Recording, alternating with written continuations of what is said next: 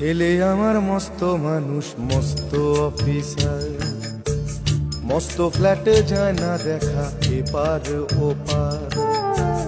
ছেলে আমার মস্ত মানুষ, মস্ত অফিসার, মস্ত ফ্ল্যাটে যায় না দেখা এপার ওপার।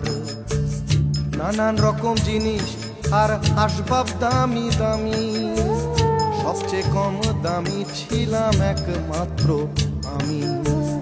ছেলের আমার প্রতি অগাধ সম্ভ্রম, আমার ঠিকানা তাই বৃদ্ধাশ্রম।